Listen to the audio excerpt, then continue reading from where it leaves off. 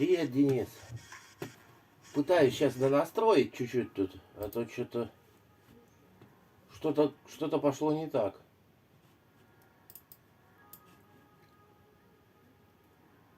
Так, секунду. Всем привет, Кирилл. Кирилл пишет. Всем привет, привет. Так.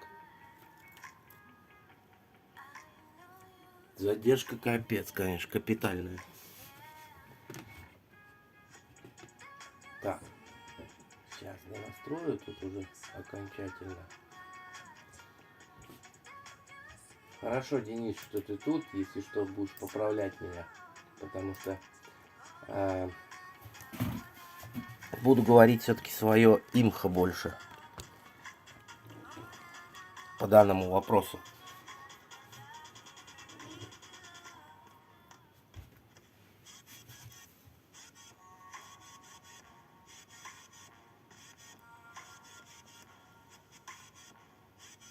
Так.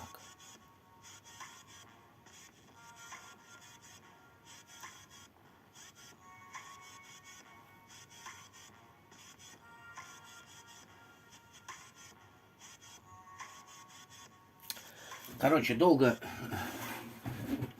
эта вся песня. Что-то тут не так, сказал Колобок, пережевывая остатки лисицы. Да, слушайте, на самом деле, как бы вот этот стрим, хотел видео записать на данную тему, но что-то пошло не так, и вечно не хватает времени. И сегодня я не в мастерской, но постараюсь вам рассказать то, что я думаю, все по этому поводу. Итак, у нас вопрос сегодня кастомизации. Что такое вообще кастомизация? С чем это едят? Но вчера на стриме у Ромы я увидел интересный вопрос. Люди спрашивали, что такое Эфл, что такое... Что это вообще такое? Смотрите, насколько мне известно, да, я не претендую на истину в последней инстанции. Не призываю мне верить, как бы, и доверять. Но, насколько мне известно, значит, есть две тематики. Одна очень популярная. Привет, Лего Инк. Привет. Есть две темы, не знаю, видно, не видно. Одна очень распространена, например, в Азии, насколько мне известно. Это вот такая аббревиатура TEFL. Можете ее найти по хэштегу. В этом видно? Или покрупнее писать. Здесь Teenager Fan of Lego. Это, ну, примерно от 12 до 18 лет. И дальше идет AFL. Это Adult Fan of Lego. Ну, то есть взрослый фанат Лего. Это уже от 18 и выше. Людей таких очень много. И достаточно большое сообщество. Кастом. Что такое у нас кастом? Кастом. Кастом по-английски это у нас таможня. Да, Денис? Не дашь там мне соврать. Привет, Кирилл, привет. Но также это и настройка. Не совсем правильно говорить, как у Олега это было, который не Олег. Кастомщики, кастомизаторы, ну, вообще кастомайзеры, да? Так, по-моему, да? И кастомизация.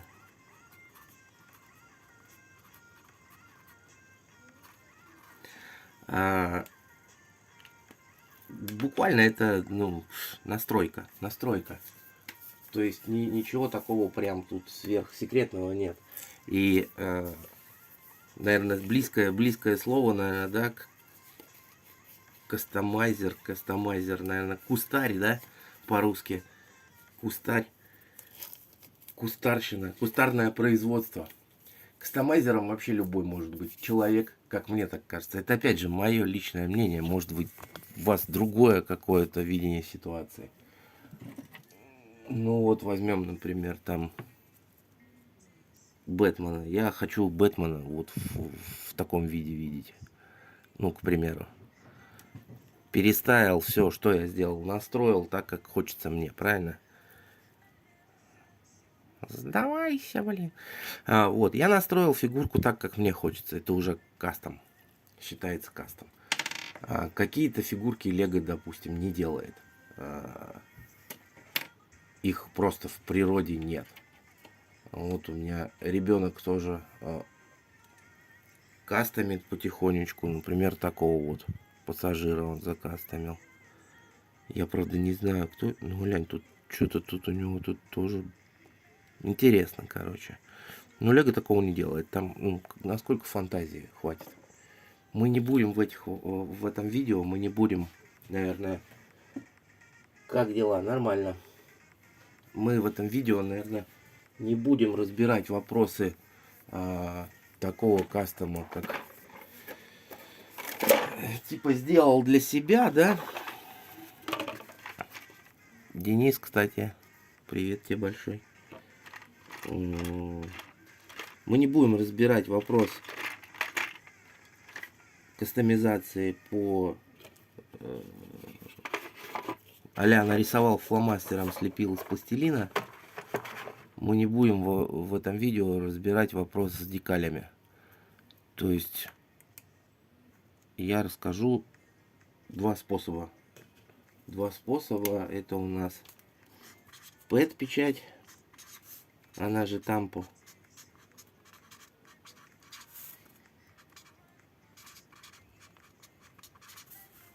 И UV принт.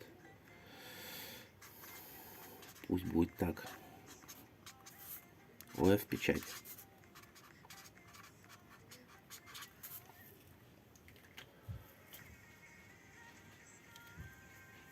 Это два способа, более-менее, которые приближены к оригиналу, к Лего. И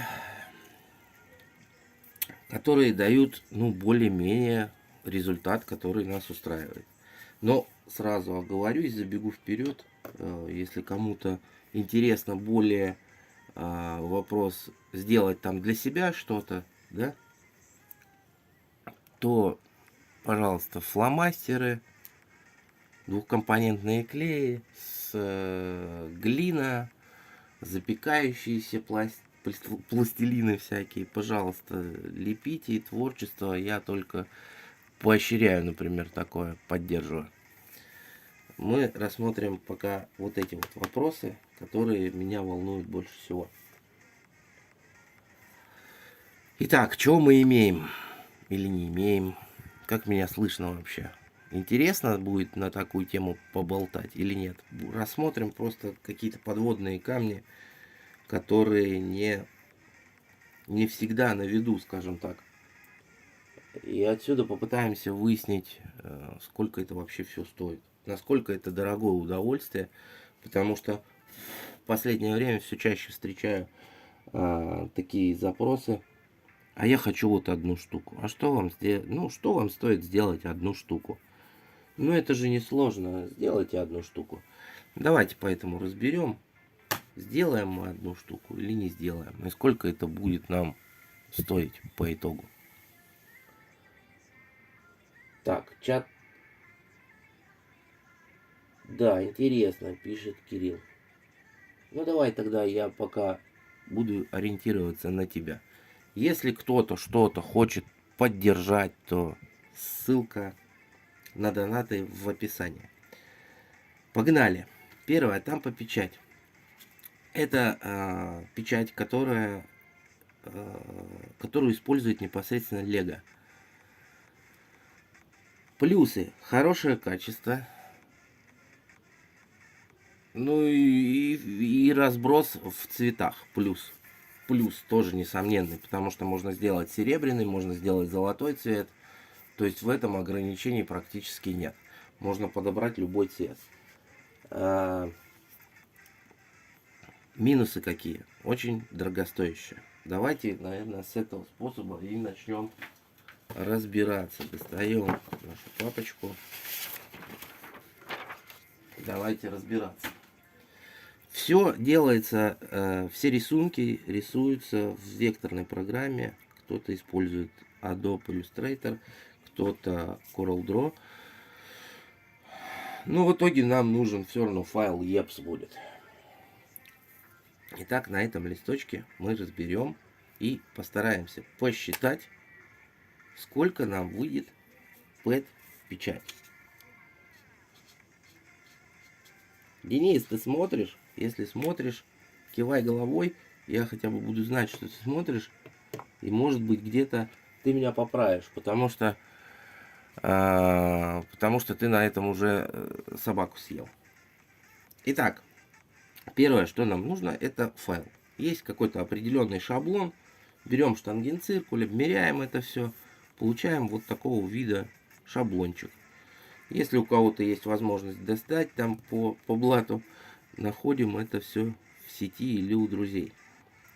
У нас есть вот заготовка. Дальше нам нужно, в принципе, уже в голове, если вы собрались сделать какой-то кастом нормального качества, то у вас в голове уже должен сформироваться примерный вид, как это будет.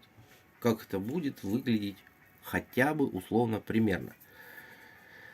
Дальше нам нужно посмотреть, подобрать деталюшки, потому что очень сильно цена на детали разнится в зависимости от цвета.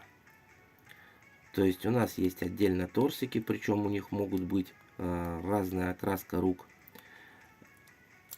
Ноги отдельно, голова и какие-то дополнительные аксессуары. Но сейчас рассмотрим только вот торсики и ноги с головой. Все остальное это уже аксессуары, это будет дополнительно. Итак, у нас пластик, крашеный в массе. Он у Лего. Мы не говорим сейчас, я знаю то, что кастомизацией, например, многие взрослые даже люди занимаются на Западе и используют китайские. Но это вариант такой вот, одну сделал, там себе поставил на полочку и радуешься.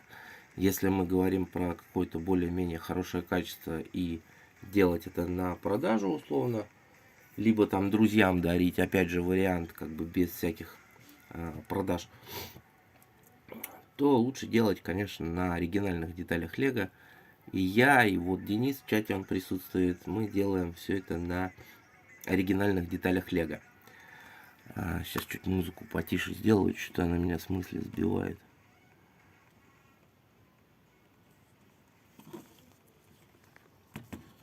Вот так. Крашеные в массе детали. Торсики, ноги, головы. Их можно найти на Бриклинке по запросу Torso Legs и добавляем такое слово plain.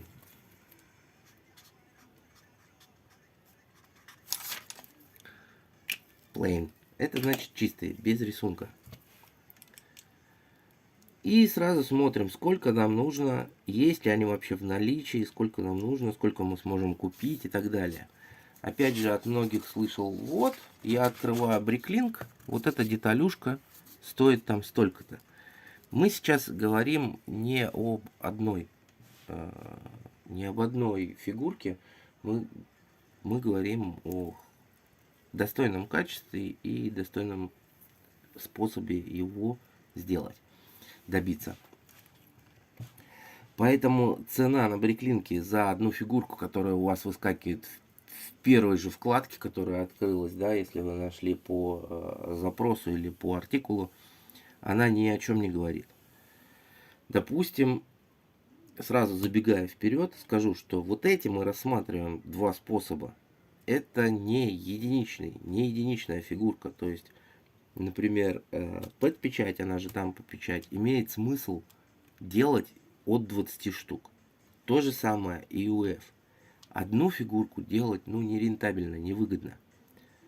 Может быть, вы поймете, может быть, не поймете. Если не хотите понимать, лучше и не смотреть дальше. Почему слишком большие трудозатраты? Что 20 сделать, что 10, что одну, будет в принципе одна и та же цена. Потому что трудозатрат в данном в виде кастомизации, они большие трудозатраты. Итак, про Брicklink. Заходим. Мы же не будем по одной штучке покупать. Один торсик там, другой торсик в другом магазине. Они, может быть, и условно дешевые, цена на них небольшая, но из каждого магазина вам придется заплатить доставку. И то есть, если набрать, например, 20 там торсиков условно без печати, то это выйдет в серьезную копеечку. То же самое с ногами, то же самое с головой. Другой момент, то, что их не всегда найдешь нужного цвета. И цена сильно зависит и от цвета, и от года, и от состояния, и много разных и. Чем больше в одном магазине одной позиции, например, вот у них есть торсик желтый. Вот я покупал торсики желтые на Люсю. У них есть желтые торсики, допустим, да? Есть ограничения. Мы там продаем только кратное 50 или кратное 10. Я их брал много сразу. Уж не помню сколько. Так, чат у нас что-то прям висит. То ли слушают, так интересно рассказывают, то ли не пойму. И дайте какую-нибудь обратку, плюсик поставьте. А то, может, у меня тут интернет просто завис и ничего, и никто ничего не слушает. Итак, если мы, допустим, набиваем торсик, один торсик, да, у нас там выдает юзанная деталь, стоит там 5 рублей условно.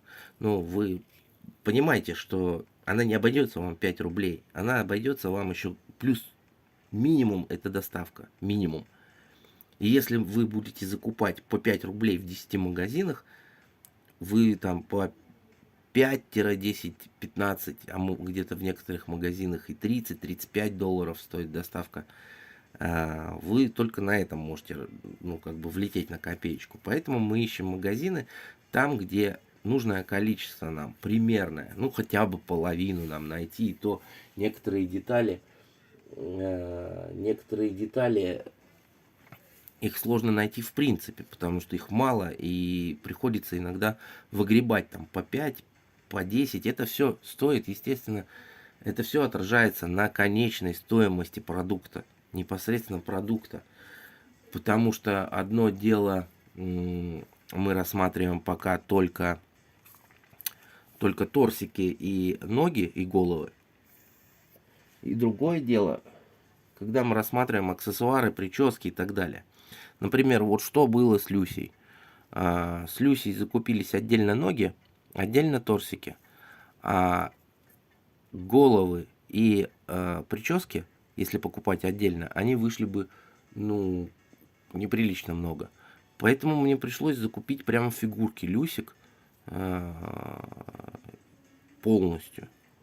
То есть мне убрал я торсики с принтом только для того, чтобы забрать от них голову и прическу.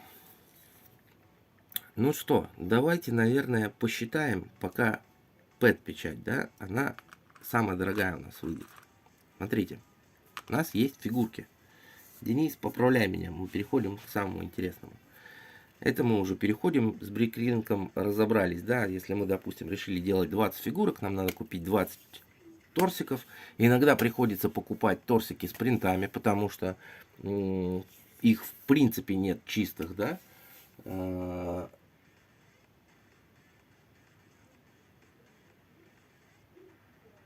Я завтракать, Денис пошел. Да, хорошо, Лего Брик Стап. Степ, привет.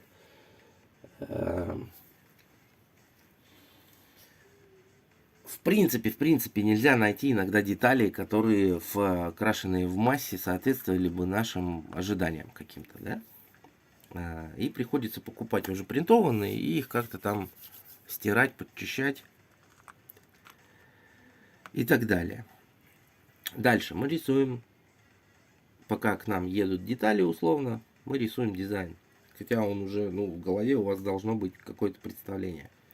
Рисуем это в векторной программе. Тут есть свои нюансы.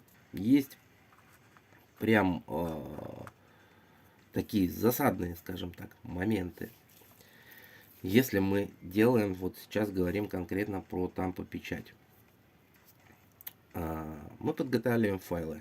Самая тонкая линия в файлах, которая будет воспроизводиться, это 0,1, 0,12 миллиметра. Лучше 12 брать просто для перестраховки. И некоторые рисунки бывают, например, ну, большие заливки. То есть там, ну, условно, там тот же Бэтмен, да? Иногда заливка полностью на весь торсик идет. Значит, что мы делаем? Вот мы отрисовали фигурку с разных сторон, с разных ракурсов.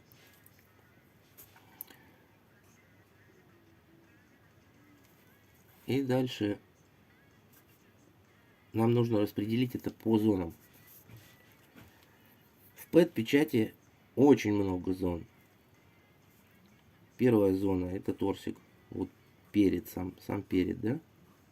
Вот я их заштрихую. Перед, зад,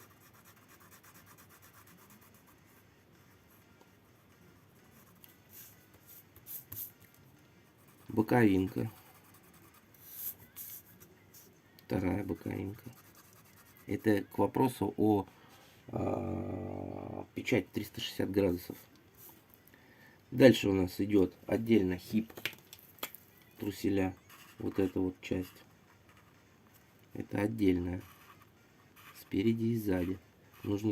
Их можно совместить с торсиками, но это уже надо смотреть от макета. Потом у нас вот эта часть рук. Ну, руки условно. Кисти не берем. Кисти — это вообще отдельная песня. Потом у нас ноги. Вот эта часть. Спереди, извиняюсь. Спереди. И мыски. И это прямо отдельные части.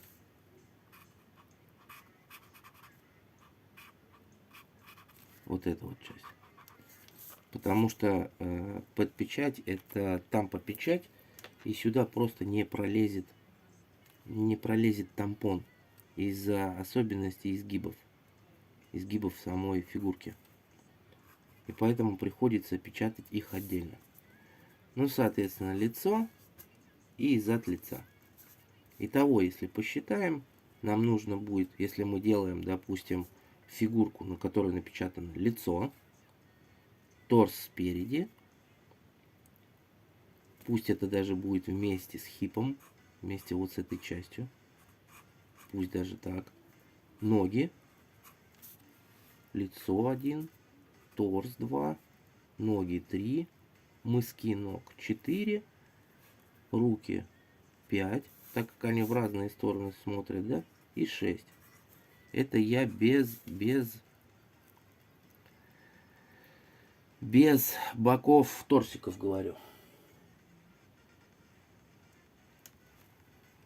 Итак, мы получаем 6 зон запечатки без задника, без задней части.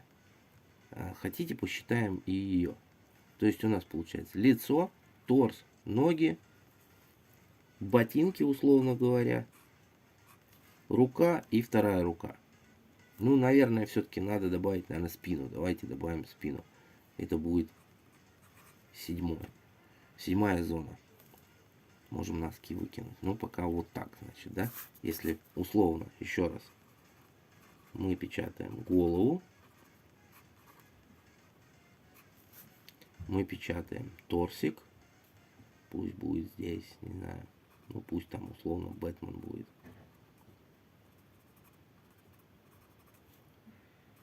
С прессом, с каким-нибудь таким мощным. С мощным каким-нибудь ремнем. И ногами какими-нибудь красивыми. Здесь у нас будет какая-нибудь ну пусть написано Bad. Ну, это условно, да. Здесь у него логотип Бэтмена. И здесь у него логотип Бэтмена. А сзади, ну пусть будет просто условно надпись «Привет». Раз, два, три, четыре, пять, шесть, 7 зон. 7 зон у нас получается. 7 зон для запечатки.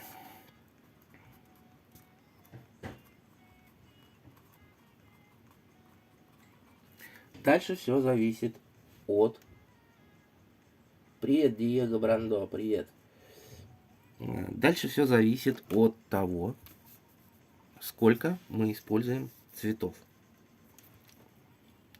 Потому что чем больше мы используем цветов, тем больше нужно будет делать клише. Клише представляет собой металлическую, либо пластину из фотополимера, в которой выжигаются как раз наши рисунки, где потом наносится краска, берется краска и печатается. Рассказываю, скорее всего, ну, конечно, я работаю, да, у себя на фирме, на своей. Чтобы нам переносить эту краску. Допустим, мы используем только черную краску здесь. Здесь мы используем две условно краски. Черный логотип Бэтмена и серый пресс условно, да. То есть у нас одна краска. Тут это же черная. Это одна. По зонам делим, да. На первой зоне 1,1. То есть мы все запечатали черным цветом. На второй зоне логотип, допустим, черный, пресс серый и бляха ремня там условно золотая, да. То есть на второй зоне у нас получается 3 цвета. На ногах мы используем там условно 1 цвет. То есть на третьей зоне 1 цвет. Надпись Bad пусть будет золотым, хорошо. На четвертой зоне тоже 1 цвет. Надпись Привет тоже пусть будет золотым, 1 цвет. На седьмой зоне 1 цвет мы используем. И на руках мы используем условно, пусть будет 2 цвета.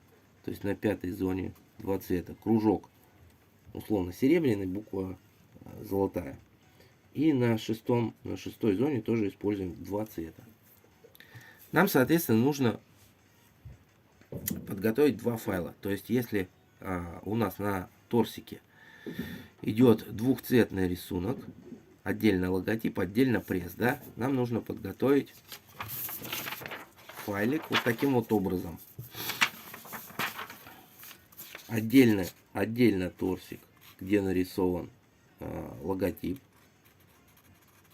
и отдельно торсик, где нарисован пресс.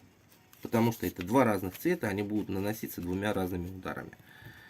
Итого, если исходить из цветов, посчитаем. 1, 2, 3, 4, 5, 6, 7. Тут 2 цвета, да? 8, 9, 10. Итого у нас надо сделать на клише 10 рисунков. 10 рисунков. Пу-пу-пу. 10 рисунков на клише. На клише может располагаться, клише могут быть 2 видов, либо 100 на 100, ну, к примеру, да, если мы используем простенькую систему, либо удлиненную, на которой можно разместить, по-моему, 1, 2, 3, 4, 5, 6, 7, 8 рисунков. Жалко, что Roma Storybricks нету.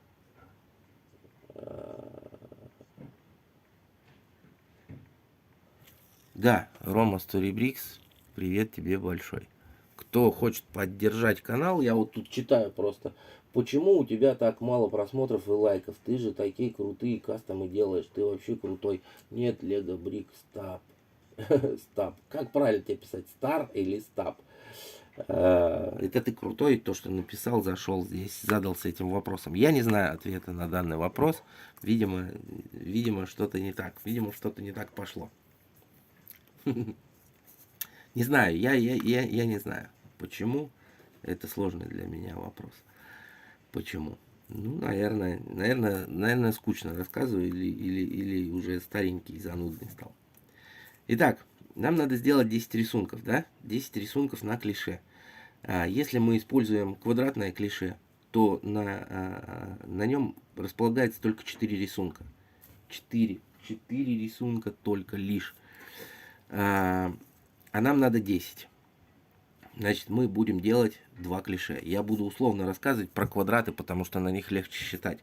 А то, что удлиненные, прямоугольные, это вот Денис подскажет, я просто могу плавать сейчас в ценах. Итого, ну, простая математика, берем там, даже без товарища калькулятора разберемся, да.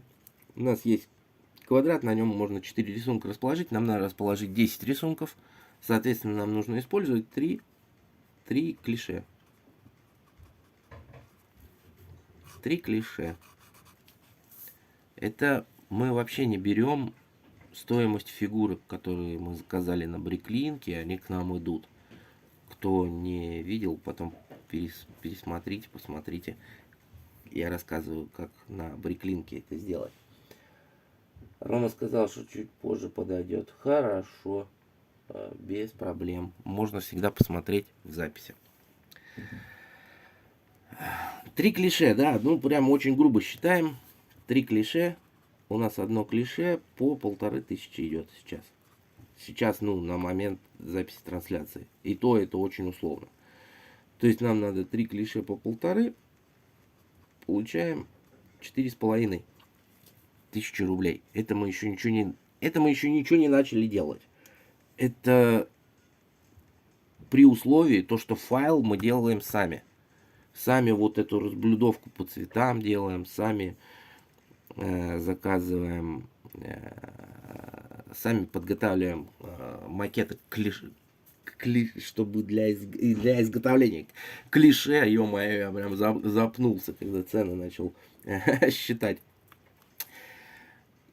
То есть все делаем сами, да, и условно мы предполагаем, что мы будем тоже печатать сами, что у нас есть станок, и мы сами будем все это шлепать, не будем где-то на стороне заказывать. Потому что сами понимаете, что если заказываешь на стороне, то, соответственно, это будет дороже.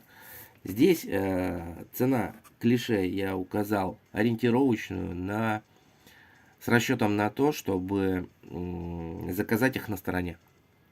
Если мы заказываем их на стороне. Потому что если мы делаем сами, нам нужна экспозиционная камера, выдержка, отдельно, всякие химпрепараты, всякие химреактивы. Это долгая песня и проще заказать. Ну вот просто проще заказать.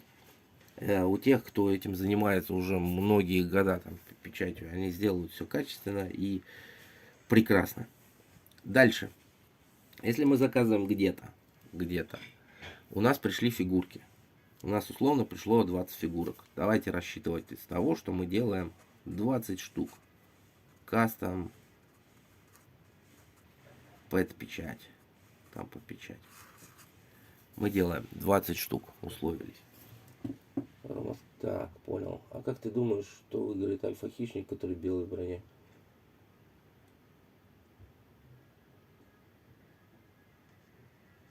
Или первой модели хищника? Диего, наверное, берсеркер.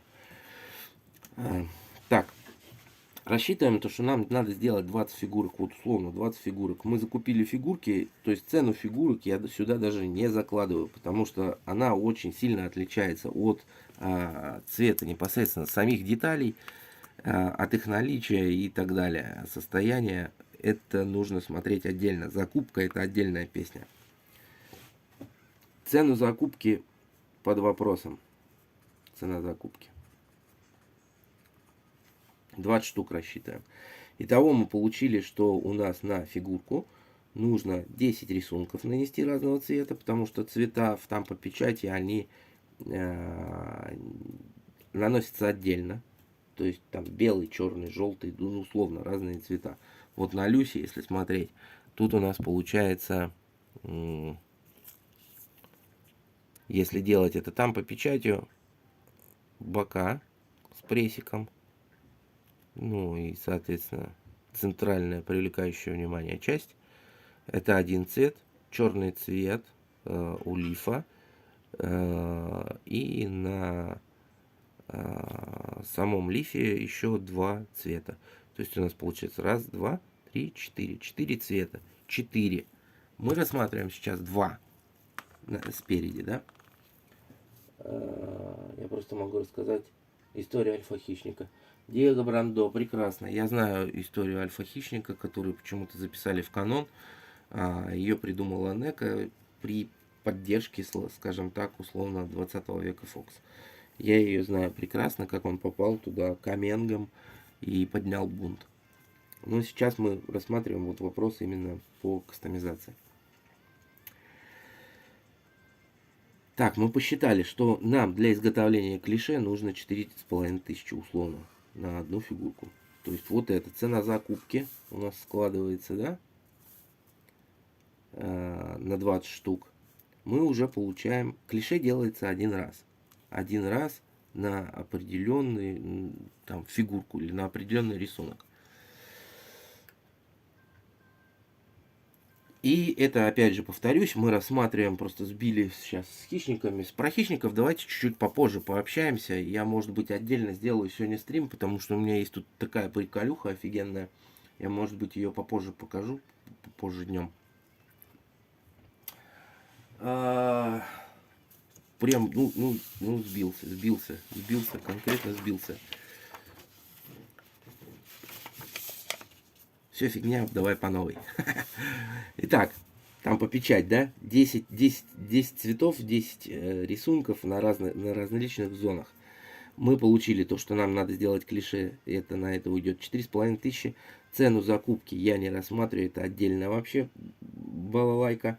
Дальше представляем то, что у нас есть станок свой там попечатный, да, и нам надо купить краску. Каждая краска, каждый цвет краски продается по литрам. Стоит она по 10 тысяч рублей баночка в среднем сейчас. Поэтому как бы считайте сами, удобно вам заказать себе, либо разместить где-то заказ у тех, кто уже делает. Если заказываем себе, мы как мы тут считали, у нас идет черный цвет, серый цвет, золотой, 3 цвета, да? И на этом все остановимся. Если мы только занимаемся вот этими цветами. А что такое? У меня что-то закончился стрим или что? Что-то я не понял. Что-то у меня бац, и все слетело. Да, давай, хорошо. То есть мы, допустим, решили напечатать 20 фигурок с 3 цветами. Нам надо купить 3 краски по 10 тысяч рублей. Это еще 30 тысяч. Я сюда их не учитываю. Допустим, что мы пришли к друзьям, и они делают оттиски. И они могут сделать нам эту печать. Каждый оттиск будет стоить $0,6. Это в наших деньгах сколько получается? Капец, вообще башка не соображает. Условно 40-50 рублей, да? Как у нас любят говорить. 50 рублей. 50 рублей. Условно говорю. Потому что все зависит от партии. Сейчас мы говорим о партии небольшой, 20 штук всего лишь. Потому что чем больше партия, тем, соответственно, дешевле. Но не в закупке деталей, сразу говорю. Но не в закупке деталей. Чем больше партия, тем дешевле печать. Потому что оба способа, что там по печать, что УФ печать, они все-таки заточены под партию, не под одну какую-то штуку. Вот. Будем брать условно 50 рублей. 50 рублей оттиск, да? То есть у нас есть 20 штук. Мы уже с вами потратили 4500 на клише.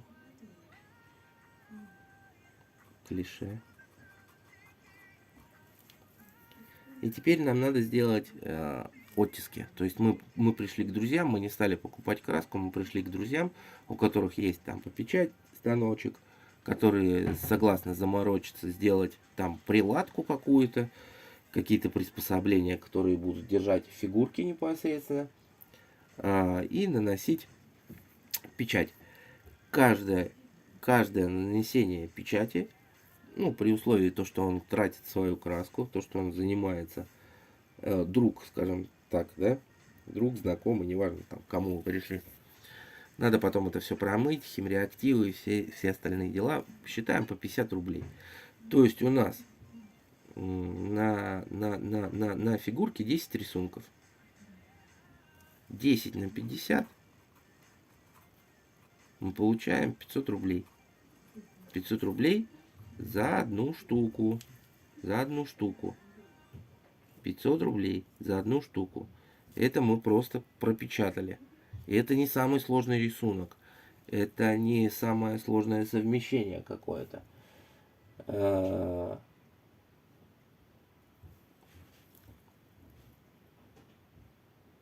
Не знаю про что, про какую музыку сейчас речь. Но вы можете, если хотите, при желании, как бы, да, там что-то там задонатить, то для вас тут будут свои приколюхи. У нас фигурок 20 штук. 20 штук на 500 рублей. Кто хорошо учился в математике, в школе занимался, получается 10 тысяч рублей, да? Потому что, опять же, по одной штуке это будет либо супер дорого, либо вам не интересно, либо, ну, капец. То есть мы смотрели просто по 20 штук. Не факт, что это продастся, если вы делаете на продажу. Абсолютно не факт. Это может не продастся.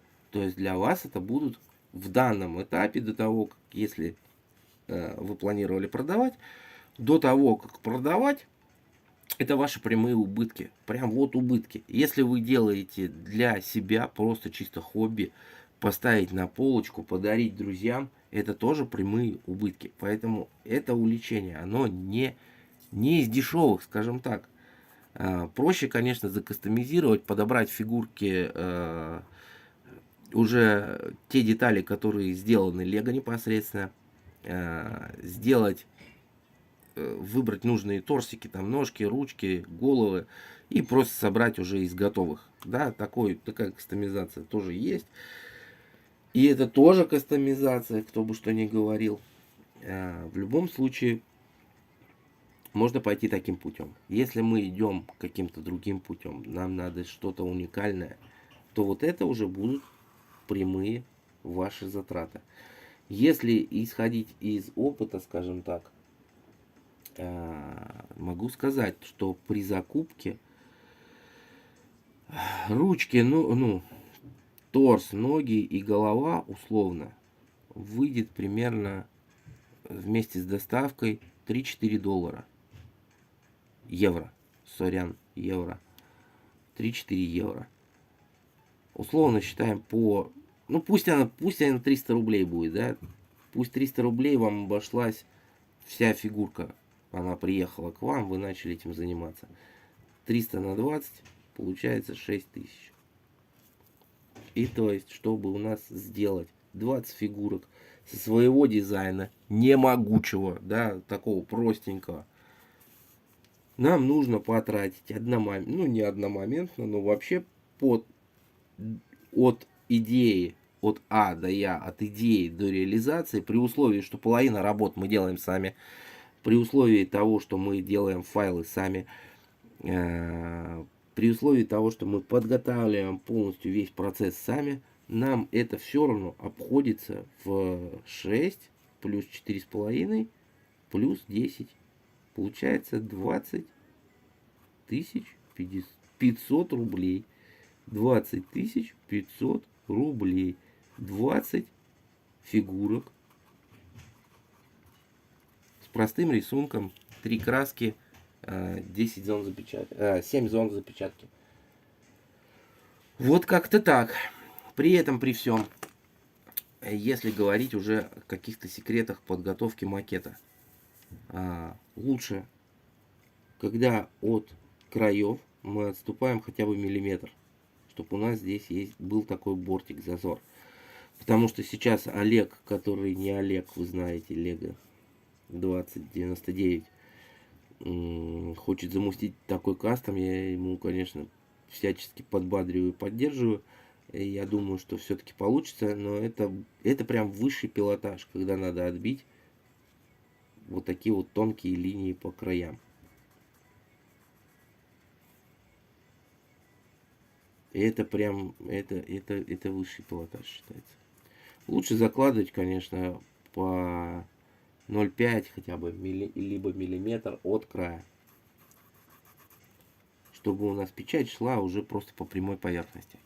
Если мы печатаем, допустим, нам нужно напечатать труселя. Они печатаются вот таким вот способом. Ноги ставятся отдельно. Ноги ставятся отдельно и вот так вот выгибаются. То есть под них, если сначала с нуля все начинать, нужно тоже делать приспособу. Там по печать идет вот сюда, ударяет. И чтобы фигурка смотрелась эпичненько и круто, вот видите, даже у Бэтмена здесь. Даже у Бэтмена здесь рисунок заходит дальше, чем хип. Хип вот эта зона называется. Вот мы, собственно, и... Что еще? В чем плюсы? Там по печать, тампон, он сам по себе мягкий. И если на голове вот у нас есть... Вообще видно, что я рисую? Интересно вам такое, что я рассказываю? Она у нас цилиндрическая, да? И там по печать, когда идет удар сверху, он может огибать вот эту зону по радиусу и делать хороший, приятный рисунок. Это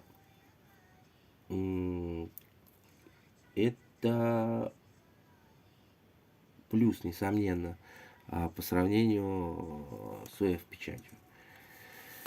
Вот такая балалаечка у нас получилась. То есть все я вот вам посчитал, сколько это все выходит. Одну фигурку делать, ну давайте посчитаем вот, ну одну. Тупо сделать одну фигурку, да. У вас те же самые затраты, 4500 на клише. И сколько у вас выйдет, ну я думаю, я даже не знаю.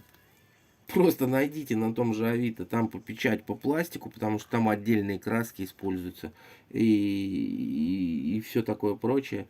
Ну, спросите, сколько вам будет стоить одну штуку напечатать.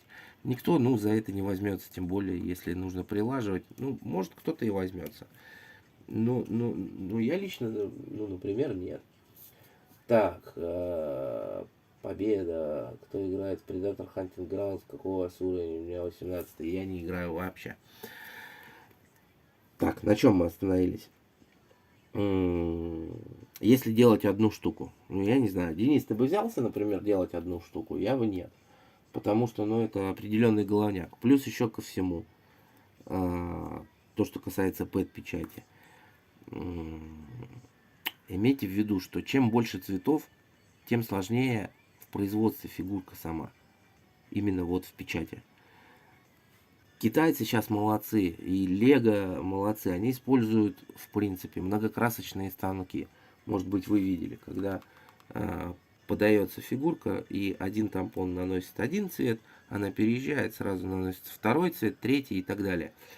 Если мы используем ручные станки, допустим, вы решили покупать себе станок. Вы решили, сразу говорю, если будете этим делом заниматься, хотите этому посвятить какую-то часть своей жизни, то лучше брать станки с закрытой ракельной системой. Это прямо вот сразу, потому что краска ядреная, смывка еще ядреней.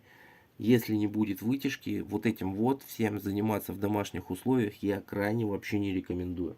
Если, конечно, у вас в доме не оборудована какая-то мастерская с вытяжкой, да, это крайне неблагодарное занятие, я вам сразу говорю, особенно смывка, потому что клише после печати лучше, конечно, почистить, если это у вас не разовая планируется акция.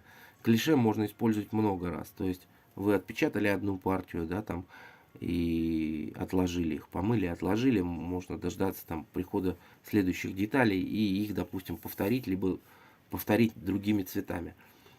Они один раз делаются, то есть это не такая прям проблема. Краска, опять же повторюсь, краска литр где-то стоит порядка 10 тысяч рублей. Вот именно та, которая по пластику, которая держится, не стирается, и хорошее качество и так далее. А для Артема Лазовского вот этим способом коллаба у нас с Артемом была совсем недавно. Они, по-моему, еще даже не распродались, но я не буду говорить ничего про это. На коллабе сделали йоду. Вот делался йода как раз вот этим способом. Тампа печать. Если вы промазываете, допустим, что-то пошло не так, имейте это тоже в виду, что у вас должен быть запас каких-то деталюшек. Если вы чего-то чуть-чуть промазали, то можно запороть, ну, труды многодневные. Если, допустим, вы печатаете на одном торсике, нужно нанести 5 цветов, да? Вы пропечатали партию, всю партию по 4 цвета, а на пятом вы что-то закосячили, и все. И только плюешься и так далее. На йоде было 2 цвета. И то, ну, я первый раз пробовал это делать самостоятельно полностью. У меня не сильно прям зашло. Потому что, ну, сложно. Первый блин всегда комом, но я их отделал. Там 2 цвета было на торсике. Так. Сейчас четверо смотрят. Давайте, наверное, с пэт-печатью и закончим на этом. Потому что, в принципе, я вам все и рассказал. Если какие-то там вопросы именно по пэт-печати остались, давайте обсудим. Я расскажу, что да как. Ну, вообще, наверное, зря я стрим замутил с утреца, потому что все еще спят. Суббота. Надо тоже, наверное, пойти кофейку попить и дальше рассказать про ОФ-печать, если вам интересно. Если не интересно, я, в принципе, оставлю трансляцию в открытом доступе потом.